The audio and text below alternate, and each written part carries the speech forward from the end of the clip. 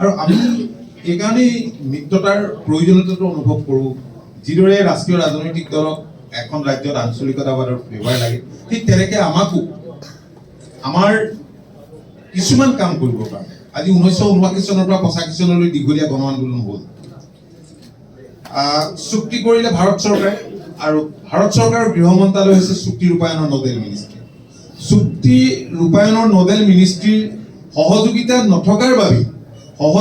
নথকাৰ বাবেই অসম গণ পৰিষদ দল ক্ষমতাত থাকিও সেই সময়ত চুক্তি ৰূপায়ণৰ ক্ষেত্ৰত বিশেষ সফল কাম হ'ব নোৱাৰিল। গতিকে সেইকাৰণে অসম গণ পৰিষদ দলে এটা সৰ্বভাৰতীয় ৰাজনৈতিক দলৰ লগত মিত্ৰতা কৰিছিল, সেয়া হৈছিল ভাৰতীয় জনতা পাৰ্টী। ভাৰতীয় জনতা পাৰ্টীয়ে সেই সময়ত আপোনালোকে জানে যে অটল বিহাৰী বাজপেয়ী যেতিয়া নেতা আছিল, সেই সময়ত অসম আন্দোলনৰ প্ৰতি সমৰ্থন আগবঢ়াইছিল আৰু আহিছিল। সেইকাৰণে আমাৰ ক'ৰবাত আদৰ্শগত পাৰ্থক্য আছে, ক'ৰবাত য'ত মিল আছে। আমাৰ মূল ইছ্যুটো ৰূপায়ণৰ ক্ষেত্ৰত আমি কংগ্ৰেছৰ পৰা কেতিয়াও সহায় আশা কৰিব নোৱাৰো, কাৰণ কংগ্ৰেছ দল ক্ষমতাত থাকোঁতেই ৰাজ্যখনত 860 জনক হত্যা কৰিছিল, যাক আমি শ্বহীদ বুলি কওঁ। বহুজন নিৰ্যাতিত হৈছিল, ধৰ্ষিতা হৈছিল বহুত মহিলা। আজি এই সময়ছোৱাত মই অত্যন্ত আনন্দিত যে অসম চুক্তি ৰূপায়ণ বিভাগৰ মন্ত্ৰী হৈ আছো, আৰু শ্বহীদ এখন স্মাৰক উদ্যান গঢ় লৈ উঠিছে, য'ত 860 গৰাকী শ্বহীদৰ স্মৃতি যুগমীয়া কৰিবৰ কাৰণে নিৰ্মাণ কৰা হৈছে, আৰু শ্ৰদ্ধাঞ্জলি জনোৱাৰ এটা ঠাই আজি ৰাইজে জনসাধাৰণে লাভ কৰিছে। গতিকে বহুখিনি কাম আপোনালোকে দেখিছে যে আমাৰ চৰকাৰখনে, মাননীয় মুখ্যমন্ত্ৰীয়ে তেওঁৰ অধ্যক্ষতাত পোৱা যিখন লখিমপুৰৰ সভা, সেই সভাখনত চুক্তিৰ মূল যিটো দফা ক্লজ 6ৰ সম্পৰ্কত কেতবোৰ গুৰুত্বপূৰ্ণ সিদ্ধান্ত গ্ৰহণ কৰিছিল, আৰু এইখিনি কাৰ্যকৰী কৰিবৰ কাৰণে ৰাজ্য চৰকাৰে কৰিব পৰা কামখিনি কৰিবলৈ মই ডিটেইলছত যাব বিচৰা নাই, ব্যৱস্থা হৈছে। যৌথভাৱে যিখিনি কাম কৰিব লাগে সেইখিনি ক্ষেত্ৰতো ব্যৱস্থা হৈছে, আৰু ভাৰত চৰকাৰে কৰিবলগীয়া যিকেইটা ৰিকমেণ্ডেশ্যন আছিল সেইকেইটাৰ ক্ষেত্ৰতো যথেষ্টখিনি অগ্ৰগতি লাভ কৰিছে। গতিকে আজি বহুতেই অসম গণ পৰিষদ দলক প্ৰশ্ন কৰে, অসম গণ পৰিষদ দল যদি ক্ষমতাত আছিল, উন্নয়নৰ ধাৰাটো সেই সময়তে আৰম্ভ হৈছিল। দীঘলীয়া কংগ্ৰেছ শাসনৰ অন্তত অসম গণ পৰিষদ দলৰ চৰকাৰ যেতিয়া হৈছিল, তেতিয়াতো বহুত কাম হৈছিল, বহুতখিনি কাম হৈছিল। আজি শংকৰদেৱ কলাক্ষেত্ৰই বোলক, নুমলীগড় ৰিফাইনেৰীয়ে বোলক, আজি বহুখিনি কাম সেই সময়ত আৰম্ভ হৈছিল।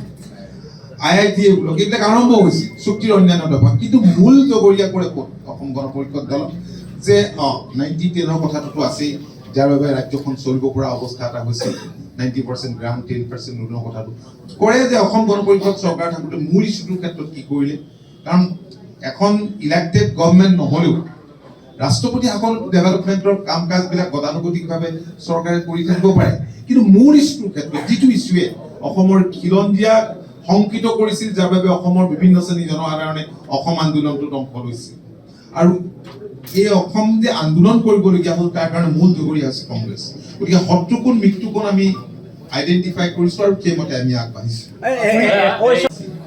2019ত আমি জন্ম দিয়াৰ পিছত তেওঁলোকে যথেষ্ট অগ্ৰগতি লাভ কৰিছে। তেওঁলোকে অগ্ৰগতি লাভ কৰিছে বুলি এইকাৰণেই কৈছোঁ যে ৰাজ্যখনৰ প্ৰায় 200খন শিক্ষানুষ্ঠানত তেওঁলোকে ছাত্ৰ একতা সভাত প্ৰতিদ্বন্দ্বিতা কৰি বিভিন্ন পদত জয়লাভ কৰিবলৈ সক্ষম হৈছে।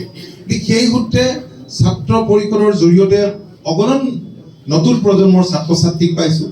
যুৱ পৰিষদেও এনেকেবোৰ কাৰ্যসূচী লৈছে, কৰ্মসূচী লৈছে, তেওঁলোকৰ জৰিয়তে পাইছোঁ।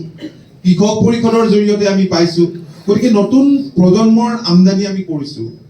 এতিয়া কথা হ'ল যে টিকেটটোৱেই, মইতো কৈছোৱেই যে অসম গণ পৰিষদ দলৰ লক্ষ্য কেৱল নিৰ্বাচনত জয়লাভ কৰাটোৱেই নহয়। আজি দলৰ প্ৰতিজন কৰ্মকৰ্তাই এই দলটোক সেৱাৰ মাধ্যম হিচাপে লৈছে। আজি তেওঁলোক ছাত্ৰ, কালিলে তেওঁলোক ভৱিষ্যতৰ নাগৰিক, তেওঁলোক মন্ত্ৰী হ'ব, বিধায়ক হ'ব, পঞ্চায়তৰ প্ৰতিনিধি হ'ব। সদায়তো আৰু আমি দলৰ দায়িত্বত নাথাকোঁ, গতিকে পৰ্যায়ক্ৰমে আগবাঢ়ি যাব। আজি পোৱা নাই, কাইলৈ সেই সুবিধা পাব। আমি মনে প্ৰাণে বিশ্বাস কৰোঁ যে অসম গণ পৰিষদ দল শক্তিশালী হোৱা মানে অসমত আঞ্চলিকতাবাদ শক্তিশালী হোৱা, আৰু আঞ্চলিকতাবাদ শক্তিশালী হোৱা মানে অসমৰ স্বাৰ্থ সম্পূৰ্ণৰূপে ৰাজ্যখনৰ স্বাৰ্থ সুৰক্ষিত হোৱা। যিকোনো খবৰৰ বাবে যোগাযোগ কৰক আমাৰ এই নম্বৰত। 9181 307 221.